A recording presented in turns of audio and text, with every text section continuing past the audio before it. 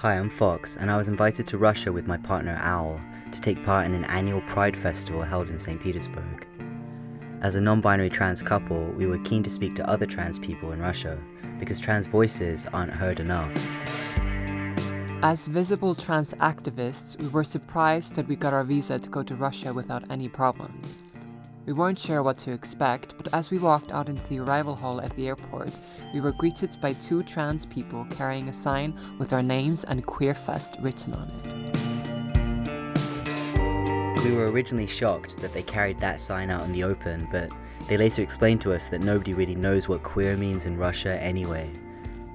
Once we were sat in the taxi, we started asking questions about the festival. They were quick to ask us to stop talking and to resume talking about it once we'd got to the hotel.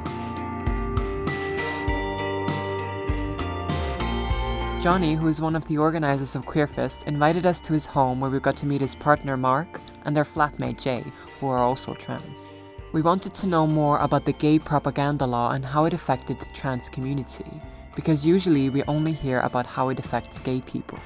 There is this homophobic official policy that says that you can basically propagate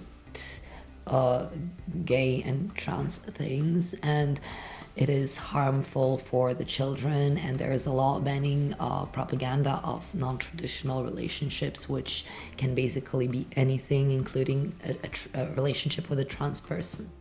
Mark told us about their first experience taking testosterone just the night before.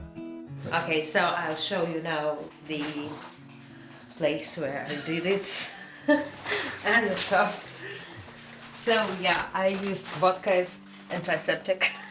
So it's just some stolichny, yeah. I think it's some famous vodka. Maybe it's good. I did not taste it. I hate vodka to drink, but it's a really good antiseptic. And with Jonny, we always do all the injections using vodka. So now I use it too. And that's it. My first syringe. And I did it all myself because I do not trust other people to do it. But maybe I should have, because it was difficult. And how did it feel to finally take that plunge, to finally start your journey with testosterone? I just ran into the house and I took a syringe and filled it. I just lay down and did an injection. And after that I understood that my cat somehow turned the computer on, and he somehow turned my World of Warcraft on. And so I just thought, okay, now I will play a little, because I feel so weird right now. I feel so weird and I cannot face my emotions about it. So I just played for 4 hours, like. Then I went to drink some tea and thought about it finally. So that's it. Now I'm going to become really masculine. Just right now. Maybe in a second. My mom just said, "Oh, okay, so now you're a gay couple. You're now a gay man. Okay, I see. Well, it should be difficult." That's basically all she said. So, Yeah. that's nice. Flatmate Jay shared with us their experience of coming out as trans in Siberia. If a trans person wants to start a medical transition officially, they are forced to stay in a psychiatric hospital for a minimum of 1 month.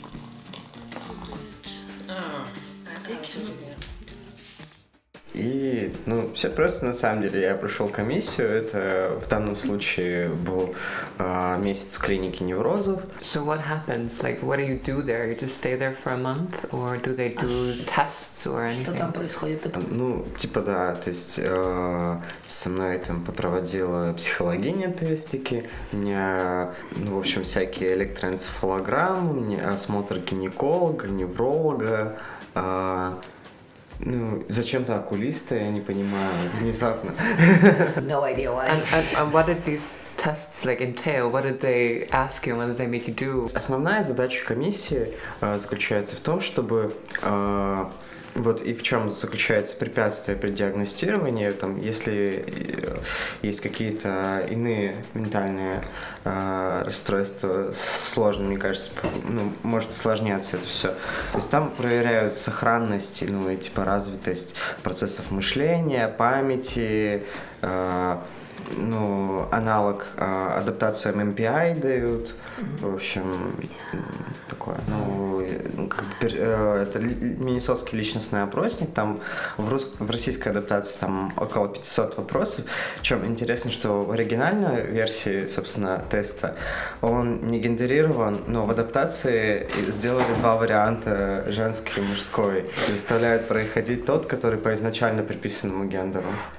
Russia has a history of a very violent history of prison camps and these masculine violent communities where sexual abuse, including homosexual abuse, was a way to construct an hierarchy in the society. Most transphobic attacks and abuses are against trans women and trans feminine people because, as a construct, a man who lets go of his masculinity is perceived as someone very weak and something that just shouldn't exist.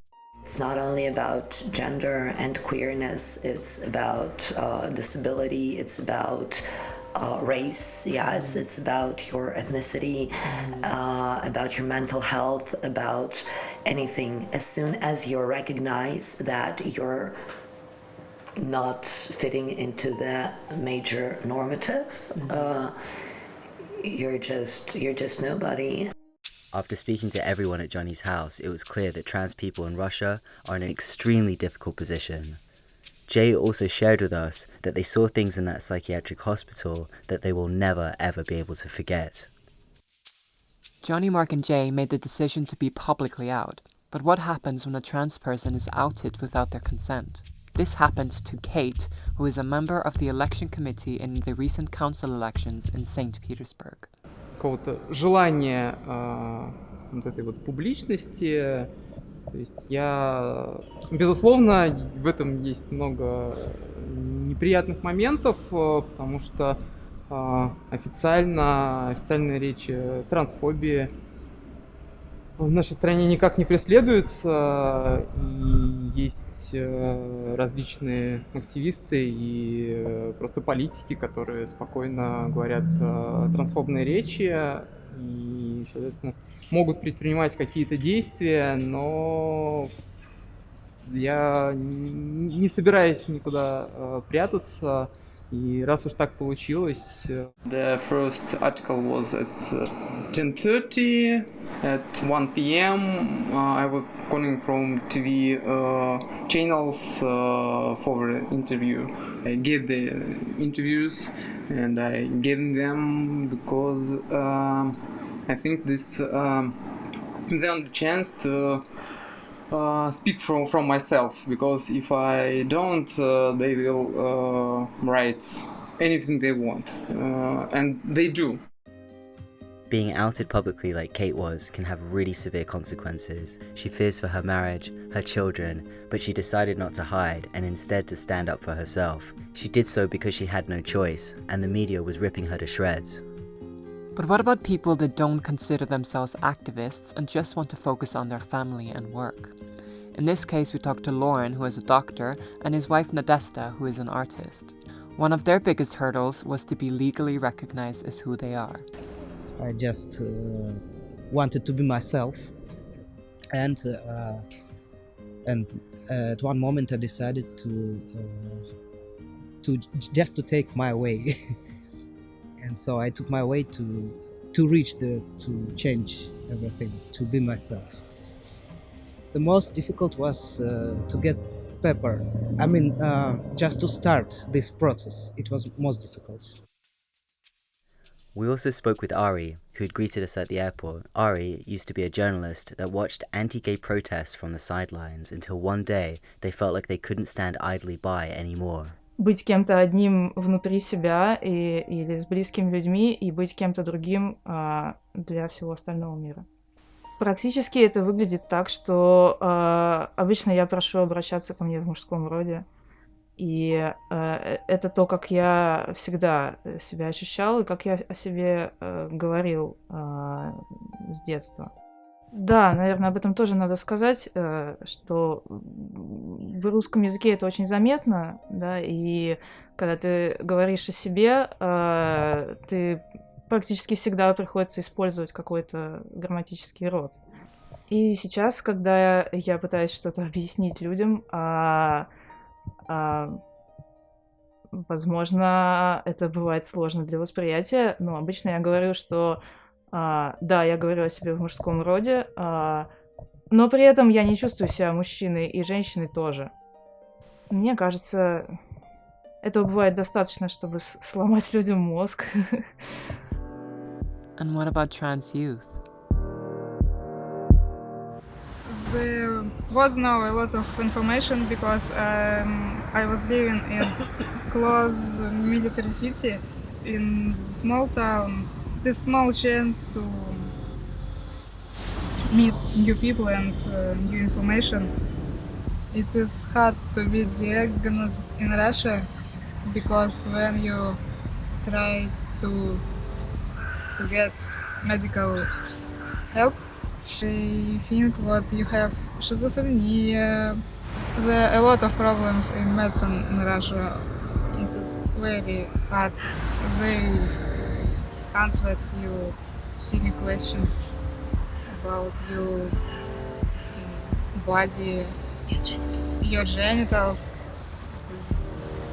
I'm afraid to go to the hospitals. It is a problem. So we've been in Russia for the past couple of days, and tonight is the opening ceremony for Queerfest. Not really sure what to expect because 2 years ago there was a pretty horrific attack, and last year they had to change venues because of security reasons. It's kind of our version of a Pride Week here in St Petersburg. The Queerfest has this difficult history. Very often our events get attacked and disrupted by homophobic, right-wing, radical religious activists, including the infamous deputy Milanov himself. This is actually the story of how I came to work with Queerfest. I came as a guest 2 years ago for the first time from Moscow. It was something very new for me. I came and I saw these hundreds of people, very beautiful and different, diverse queer people in one place, and then suddenly we heard lots of noises, and a group of about 20 homophobic activists tried to break into the hall where the opening night was taking place, and they started splitting some smelly liquid through the doors and trying to break the doors, and eventually they couldn't break in and locked us inside from the outside, putting hanger locks on the door, and it was quite frightening, and during this attack I just understood that I was actually in the right place with the right people. It was a very special moment for me, and that was the moment when I decided that there's a lot of work to do, and eventually I decided to move here to St. Petersburg to work with coming out and with the festival. Last year they had to change venues because of security reasons. There is going to be a lot of security there, so that's a good thing. I'm going to give a few words as well. Not really sure what to expect. The organizers told us that things should be fine, but it's a bit scary, actually. Yeah.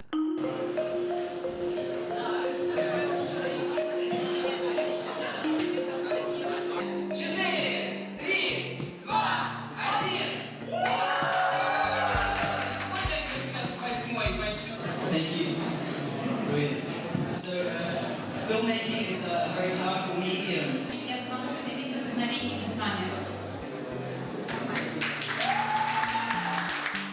The event happened without a hitch, and we met so many amazing trans people.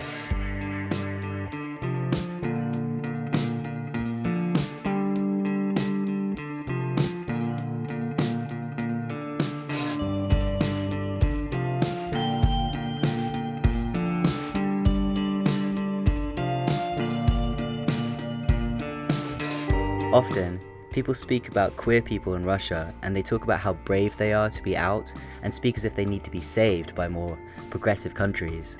But it's not about them being brave, and they don't need to be saved by us or anyone that doesn't live in their community and culture. All we can do is support them on their own terms. They need to lead the way.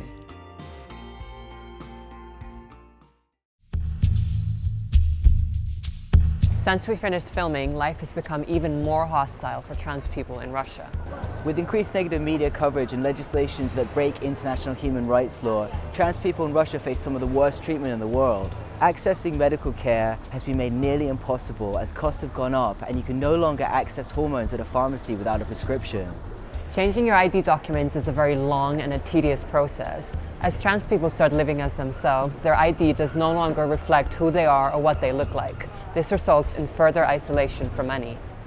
Despite all this, the trans community is advancing. Trans support groups are meeting on a regular basis, creating valuable connections and friendships. Trans activists are meeting annually at secret locations to share ideas and to help each other out. All of our contributors were happy to be a part of this documentary because they want people to know about the trans community in Russia.